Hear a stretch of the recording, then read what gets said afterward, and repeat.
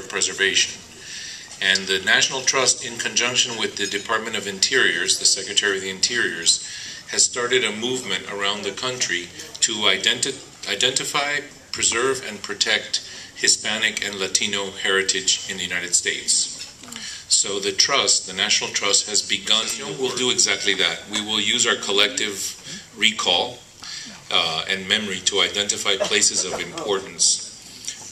Lists will be made, and then someone from Washington, Tanya Bowers and John Hildreth, two members of the trust, will start to talk about the types of resources that we come up with when we make our list, and how these resources might enter into categories of preservation so that they can start ascending into the legal system for protecting heritage sites in this country, and they will be designated, maybe not to the same stature, but in the manner that the Freedom Tower was designated. I don't know if you know, the Freedom Tower was on the National Register of Historic Places, and then 4 or 5 years ago it became a national landmark. National landmark is the highest category that a historic site can attain. So the Freedom Tower had only reached to the National had reached to the National Register.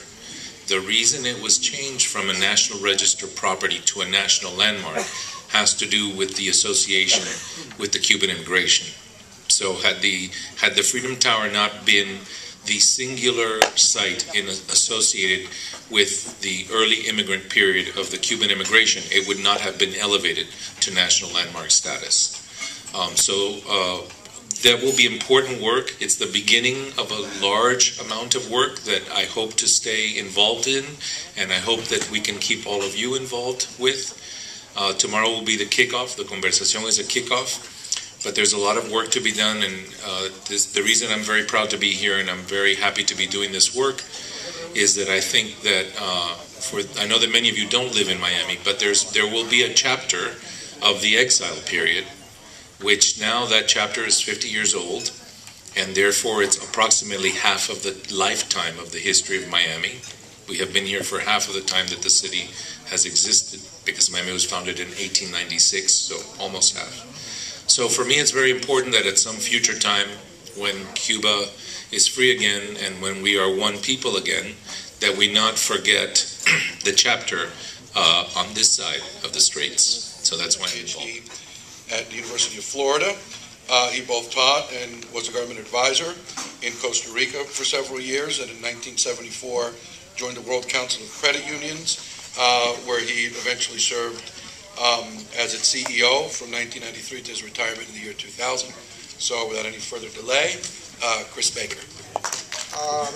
It is indeed an honor to be able to be here and to share with you some reflections about my father.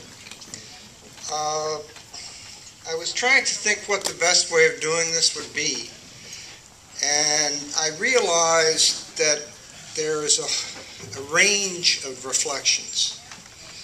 One is his own other people until many years later. So it's been a process of reconstruction that I share with you. I want to start really with one of the best set of reflections that I have been able to find, written by Guillermo Martinez Arocena, who was a classmate of mine. He went to Ruston until he had to leave Cuba because he was involved in certain types of activities during the Batista period that required that he leave the country rather than stay. So he's a long time friend and knew my father very well. At the time of my father's death in 2001, he said the following: "He expected us to become good citizens and to respect the rights of others. Despite almost 25 years as a teacher, first and then as headmaster of the best bilingual private school in pre-Castro's Cuba, James D. Baker never spoke Spanish fluently. He didn't have an ear for the language. He had difficulty with those harsh double R's, erres, that Cubans like to trill. It was not easy for him to deal with Spanish language syntax either. In fact, this is an addition on my part. He was referred to by many of the Cuban students as El Jamaicano because his Spanish had a real interesting accent. Refugees driven from our home by Castro's tyrannical dictatorship. Refugees concerned about the future of the country and the people that we loved. If my father were here today, I think he would have the following reflections himself. First of all, his major focus would be on those of you who came out under the Pedro Pan activity and your parents. He felt that you were the true heroes. In fact, he spent the first 6 months that they were in the United States in 1961, Dad almost on a daily basis picked up people arriving at the airport in Miami, working hand in hand with Father Walsh. This, I think, as I've best been able to put things together, is probably pre-George, but maybe they were both there at the same time. I can't really determine that. So his sense of the heroic was in what you had accomplished. And he took great pleasure in being able to feel, at least in some way, a part of that. He would have focused on others that he would have called unsung heroes. And who were these? Well, they were pilots who smuggled documents underneath their pilot caps as they went from Miami to Havana, through KLM, through Pan Am. These are stories that have come out over time that we'll never know the names of those people, but they were there. There are the cases of the Hickels and the Finleys. There is the role that was played by not just the American embassy.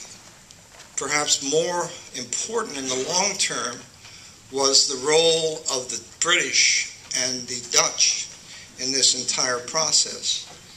But I do want to share something with you because I know that he would have done this. And that is two things that he wrote about the Hickels and about the Finleys. Senora Serafina Hickel was the leader of the group. She was a tireless worker who handled some of the most dangerous tasks of initiating contacts with parents wishing to send children to safety. One day, her lead took her to a poor section of Havana. She arrived at the site to discover that the apartment she was to visit was located above the office of the Comité de Defensa, a neighborhood spy center. Even though she realized that she might be entering a trap, Serafina knocked on the door and helped a desperate mother. On another occasion, her call list took her to a fashionable apartment building in Vedado in which a number of prominent communists lived. Again, it looked like a trap. This time, a communist leader was seeking assistance for her daughter. The parents were scheduled to represent Cuba at an international conference. With the daughter in the States, they would be able to defect to the U.S. after the conference.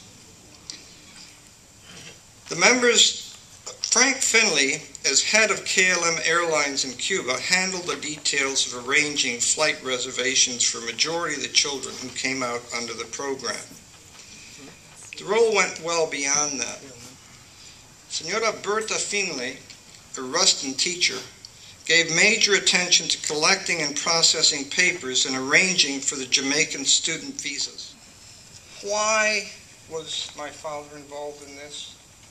I think you have to read some of the things that he wrote about education. You have to read know something about how he led his own life and what he felt was of highest value. First of all, I think that he believed very strongly that you have to stand up for what you believe in. Secondly, he was strongly committed to not only democratic principles, but picking up on what Juan Clark was saying, beginning to provide more of an education in Cuba as to what civic societies are about, what democracies are about, how they function, types of behaviors that are necessary to make those work. He placed a great deal of value on what he referred to as responsible citizenship.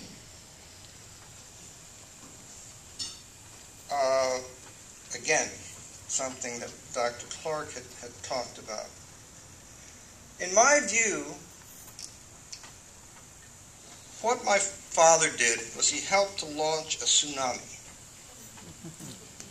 Many waves would follow the initial work that he did in Havana, along with a handful of people.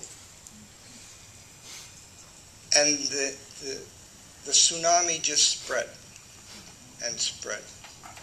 Initially, it was a tropical storm because we were talking about 200 people, 200 children that he hoped to get out. Imagínense cuando llegó la información de 14,000. That is truly an important thing to realize, that neither Monsignor Walsh, nor my father, nor any other single individual is responsible for what happened. It was a team of people over time, and the leadership changed. But the principles and the focus remained the same, which was to extract Cuban children whose parents wanted to do so that they would not be indoctrinated in a Cuban indoctrination. Part of your family is very, very strong. Thank you very much. Plantados, someone that was arrested in 1960, went on to serve 22 years in Castro's Gulag, and served it with dignity and with valor, and even managed to sneak out his manuscripts and publish his book from prison. I recall years later when those of us that were outside were trying to influence the international community for the release of Valladares at that time, a column written by a dear friend of ours, Carlos Alberto Montaner, as a letter, as an open letter to Armando. And that letter ended with, "No olvides, Armando, que en un pedazo de carne cabe un hombre." And that is such a powerful phrase. Please join me in welcoming Ambassador Valladares. Because I think only Pedro Pan loved Cuba and our history and our language. In memory of the parents of Pedro Pan, I will talk in Spanish. I am sorry for the people who do not speak Spanish.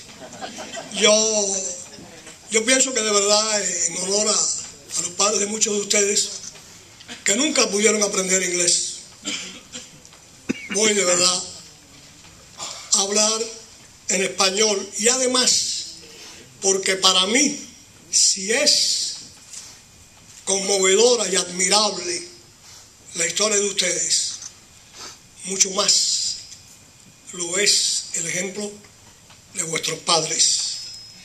Yo creo que hay pocos casos en la historia de una prueba de amor y abnegación tan sublime como lo de los padres de ustedes, que decidieron, para que pudieran nacer en un país libre, separarse de ustedes y enviarlos acá. Quizás para mucha gente ese sacrificio no tiene la importancia que creo yo que deberá y que tiene en realidad. Yo como padre, pues, puedo identificarme con la actitud, y muchos de ustedes, por supuesto, que ya también son padres y son abuelos, de ese ejemplo de no importarles incluso la posibilidad de no poder reunirse con ustedes, como fue el caso de algunos, pensando únicamente en salvarlos. Y viene a mi mente ahora un ejemplo muy conocido de todos ustedes, el del niño Lian, cuando la madre, pues, ya en los últimos momentos de su vida, frente a él mismo ahí, se hundió y se ahogó, pero quiso que su hijo se salvara. Como una historia que escuché hace mucho tiempo de una alemana que prefirió poner en peligro la vida de su hijo y lo lanzó por encima del muro hacia el otro lado donde estaba la libertad. El ejemplo de los padres de ustedes de verdad que para mí es conmovedor y es extraordinario. Hace unos cuantos años aquí se generó una polémica por un libro que me llevaron al sistema escolar donde decía que actualmente los niños en Cuba vivían, estudiaban, se divertían, se alimentaban exactamente igual que los niños en Estados Unidos. Todos ustedes saben que eso es mentira. Sin embargo, aquello creó una polémica porque era una manera de desinformar a los hijos de muchísimos cubanos en las escuelas de aquí. Estamos un día aquí hablándole a ustedes en el 50 aniversario de los Pedro Pan. Sin embargo, de pronto esto toma mucha actualidad porque lo que yo relato en este folleto es lo que hubiera sido la vida de ustedes si se hubieran quedado en Cuba. La razón que motivó que yo estuviera aquí fue porque Carmen había leído un pasaje en mi libro de un niño en la prisión que se llamaba Robertico, que todas las noches lloraba llamando a su mamá. Robertico era tan pequeñito que por la noche salía entre las rejas de la celda. Y una historia tristísima, lo violaron, en fin. Uno más de los tantos niños que en Cuba pues, fue a las prisiones. Las prisiones en Cuba para niños tenían unos nombres maravillosos. Se llamaban arcoíris, una serie de cosas esas, pero era horrible lo que pasaba en esas prisiones. Muchos de ustedes hubieran terminado en la cárcel, muchos de ustedes los hubieran fusilado posiblemente, y la vida de ustedes como niños hubiera sido la que yo de verdad relato en este folleto. Y digo esto porque en los últimos años, donde siempre se habla de la situación de ustedes, lo de Peter Pan, de la cual yo como cubano me siento muy orgulloso porque entre todos ustedes han habido gente que han triunfado en todos los sectores, desde el punto de vista económico, en las artes, en las ciencias, en la educación, absolutamente en todo. Y yo pido un aplauso para ustedes mismos, un aplauso para ustedes mismos, de verdad que sí. Y son un ejemplo, y ustedes han hecho historia, y el ejemplo de ustedes ha servido para que en otros pueblos, aunque quizás sin mucha información, también muchos padres hayan tratado y traten de salvar a sus hijos de los regímenes. Mucho que me hayan dado la oportunidad de estar aquí hoy frente a ustedes. Los quiero mucho.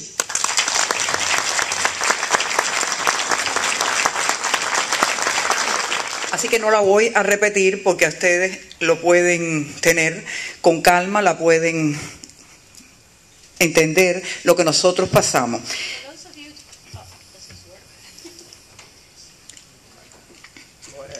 Thank you. For those of you that don't speak, A nosotros, los que nos quedamos, nos enseñaron otra cosa. when she came into the United States, she realized that she would have to start all over in comparison to those who were remained in Cuba and without bread in every sense, not only material but spiritual bread. Y no era porque la falta de comida, porque no sé si saben que en Cuba al refrigerador le dicen coco, porque lo único que guarda es agua. And it's not. How can I translate this? The refrigerators in Cuba are called coconut because the only thing they have inside is water. no era conocido.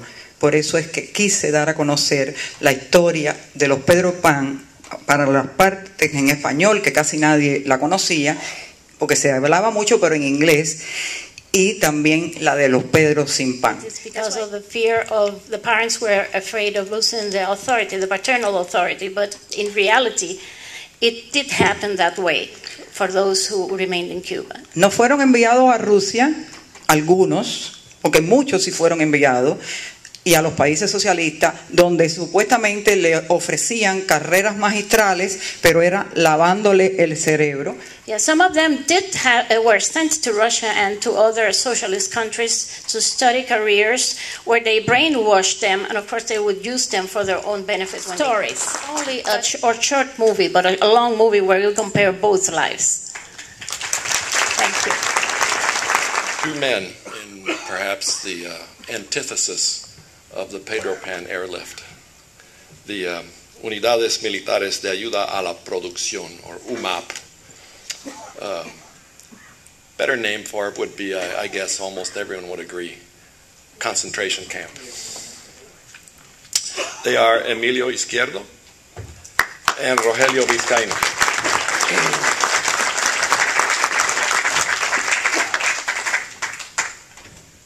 Buenas tardes a todos y good afternoon. Gracias a Dios tenemos a Petra porque quisiera haberlo hecho en inglés y quizás puedo, pero lo van a entender mejor en español y ella hace una traducción muy buena. Yo puedo expresarme en inglés posteriormente si alguien no habla español y estoy dispuesto a responderle preguntas Raise your personales. hand if there's nobody here who speaks English or Spanish. Spanish. Sorry. So, I don't know. It's just to amuse me. The story of what UMAP was, the military units for production in agriculture. It's really something worth reading because the survivors of that, I know quite a few, they have been traumatized forever. The youth of that time. Después they make jokes. Yes, that's besides my father. Then, excuse me, it's very hard. And then, un joven tenía delante de sí tres caminos. There were three paths in front of every young man. Someterse a un régimen ateo, comunista, totalitario. Either he would submit to a totalitarian, communist and atheist regime. Y criminal. And a criminal, of course. Ir al exilio como un Pedro Pan. Leave the country and become an exile of the United States as a Pedro Pan child. O enfrentar ideológicamente a los comunistas. Or ideologically face communists. Y a los enemigos de la democracia. And the enemies of democracy. Nosotros escogimos ese camino. We chose that. Así fue como en el año 63 que María Eugenia Vizcaíno es muy amiga mía y su esposo también sufrió la UMAP. They were Maria Elvira and her husband are very good friends of him since the 60s. Ha escrito mucho de esto. She has written a lot about this. En el año 63, después del Missile Crisis, after the Missile Crisis, ya Castro, los hermanos Castro y el Che Guevara se creían dueños del mundo, a quien yo represento. And thanks to the association, to him, to which les aconsejo, he suggests. Les aconsejo porque el tiempo apremia que pueden ir siempre a alguien muy famoso que se llama Google. Go see Google, this famous character. Y ponen unidades militares de ayuda a la producción. And you can go and search unidades militares de ayuda a la producción, which would be the military units of health. Le digo eso. Agriculture. Y le digo eso porque si ponen UMAP hay otras instituciones educativas. Better write the whole what I had to endure at the UMAP. Si no, la confusión de la media, de la llamada media, de los medios académicos of the academic media, y de todas las instituciones que como nos abandonaron a nosotros en Cuba, the same way that they abandoned us in Cuba, en los campos de concentración, these concentration camps, han tenido a mi país, Cuba, a la cual amo y estoy dispuesto a dar la vida igual que Estados Unidos. He says he loves Cuba and he was willing to give his life for this country just like for Cuba. Por el abandono, because he was abandoned, y la insensibilidad. and the insensibility that they have shown. Y cuando aprendí inglés, When I started learning que English, todavía me faltan solamente 6 meses más para la otra conferencia, it's only 6 months for the En next inglés. conference in English. y hablo con un norteamericano que tengo negocios o amistad, And he's, sorry, can you repeat? estos horrores, When he tells about all Y these terrible things to him, y es una frase que es muy socorrida cuando alguien que solo habla inglés no te cree and this is a very helpful phrase when you're talking to somebody who doesn't believe you. y te dice, "Is that right?" Is that right? Yeah, es Y- la incredulidad. Y automáticamente le digo, And immediately I tell him, yo estuve en un campo de I concentración. was in a concentration Y camp then, cuando le digo en Cuba, in Cuba. me dice en inglés, Then he tells him in English, "Is the Castro regime really so bad?" ¿es tan malo realmente el régimen de Castro? Yo creo que ahí debemos dedicar la tarde de hoy, mientras que tengamos fuerza, que no solo 14.000 Pedro Pan, no solo más de 25 o 30.000 jóvenes en campos de concentración. Han habido cientos de miles Pedro Pan, entre ellos Elian González, mis hijas que las tiré a un mar en el Mariel de 5 y 1 año, tomé la decisión para que no vivieran ahí. Y somos miles de Pedro Pan. Yes, we are thousands of Pedro Pans, even if we participated in this airlift or not. Those who have sacrificed their lives and their children to give them liberty. Y hace solo unas noches vi acostado en mi cama en mi televisor, He was watching TV the other night. cómo los jóvenes que quieren usar el internet, que quieren expresarse libremente en Cuba, When they want to use the internet, for instance, han habido más de 3.000 arrestos there have been like more than 3,000 arrests porque hacían lo mismo que nosotros because hacíamos they were doing the same thing as we did. en el año 65, 66, In 67, 1965, 68 y hasta el día de hoy. And up to Y que now. viva Cuba libre y God bless America. Talk today here. And it's my first time speaking to a crowd this big. So it's any good come, just be nice with me. 15th and through the 25th. So when the 25th comes and I saw that I wasn't called, I was, oh God. But 27th of May came the guy with a telegram to my house.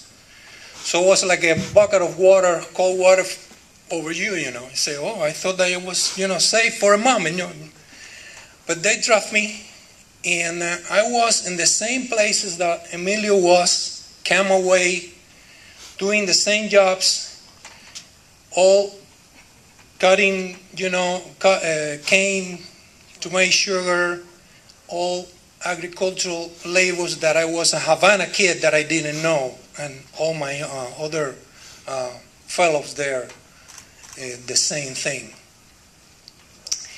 They try to enmascarate what the Humad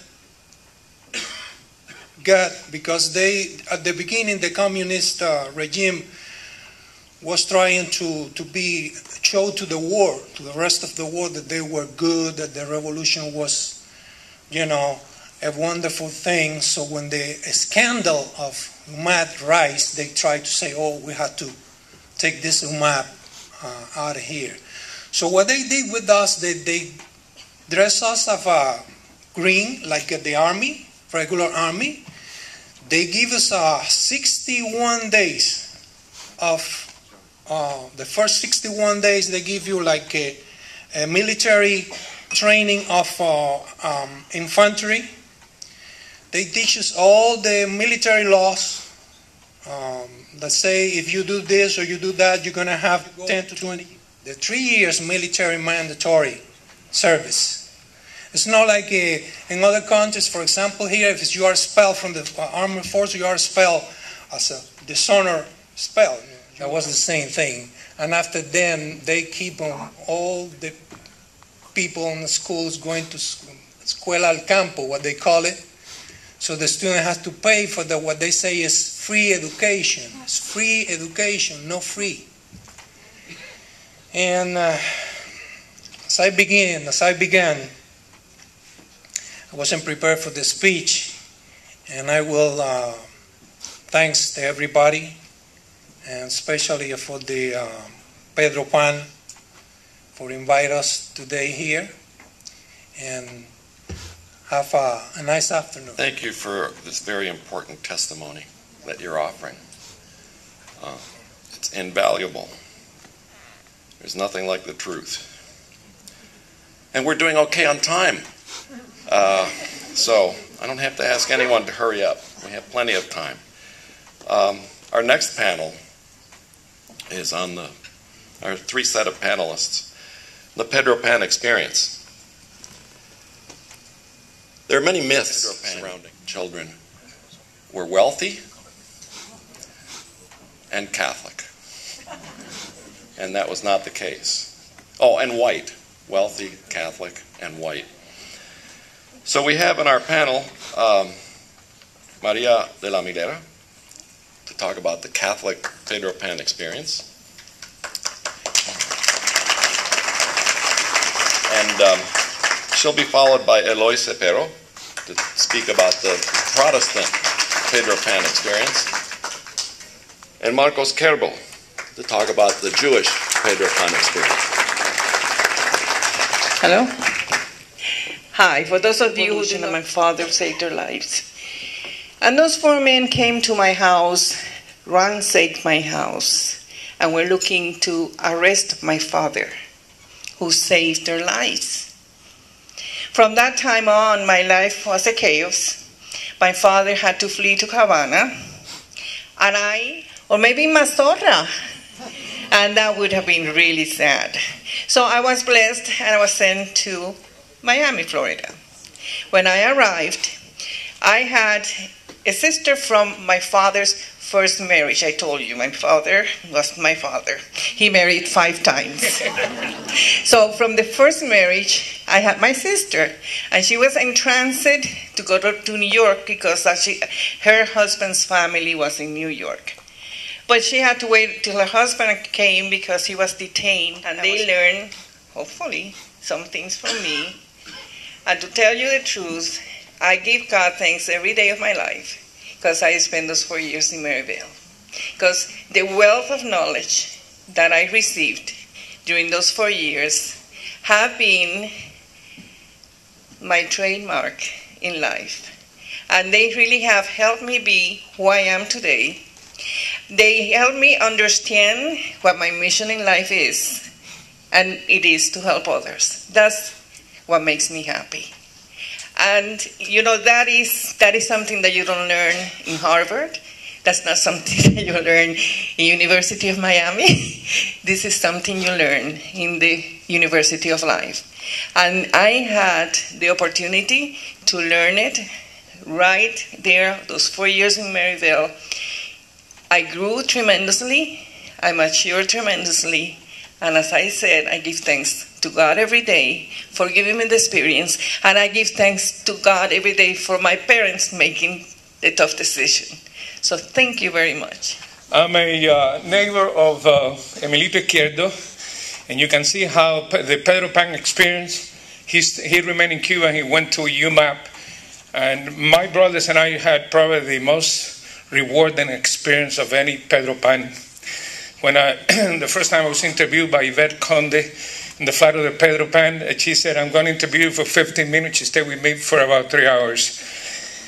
We were so lucky because, and I think life and destiny has a lot to do with it.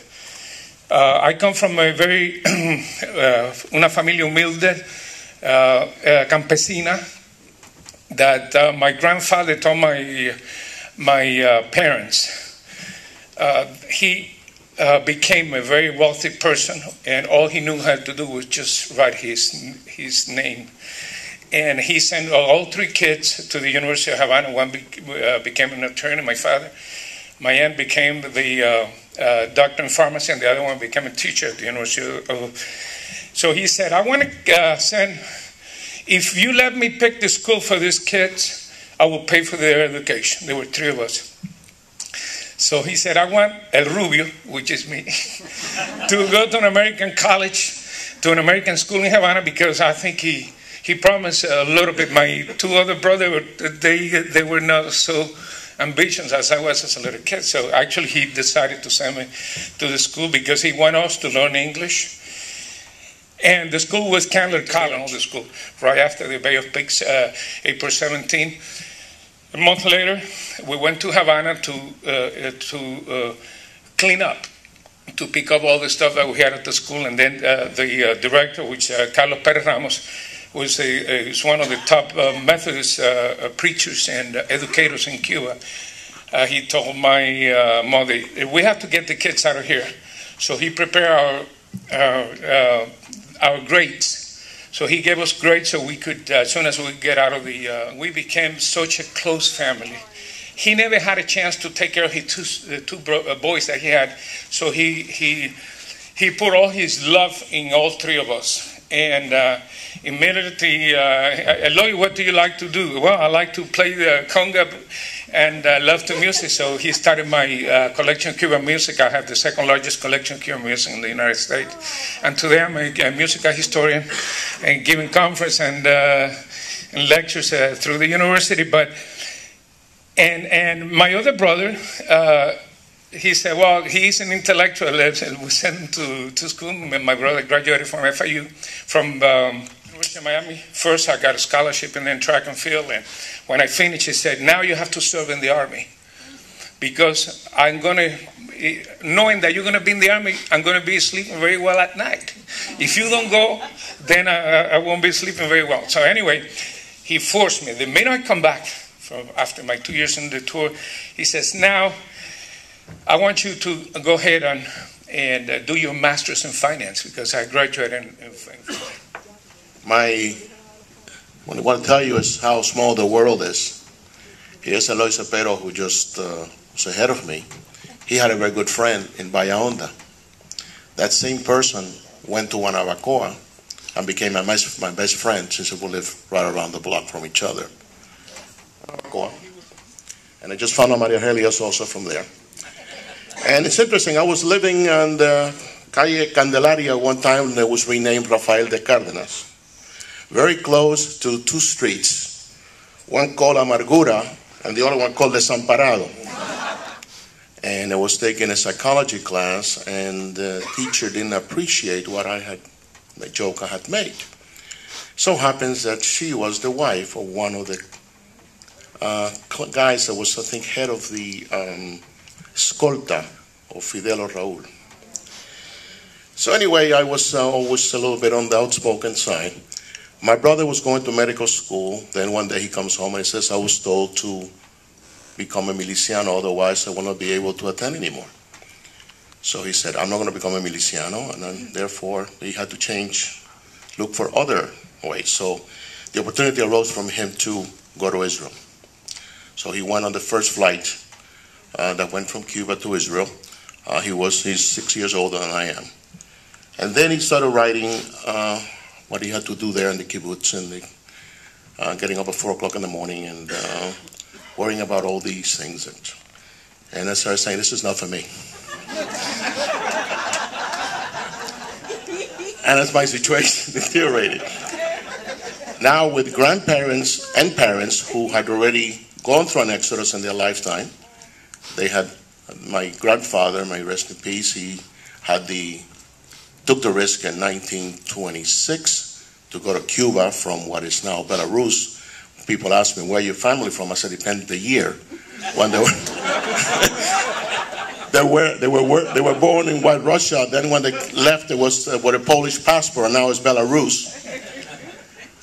And 7 years later, my mother and the rest of the family came to Cuba with grandmother and 5 other kids.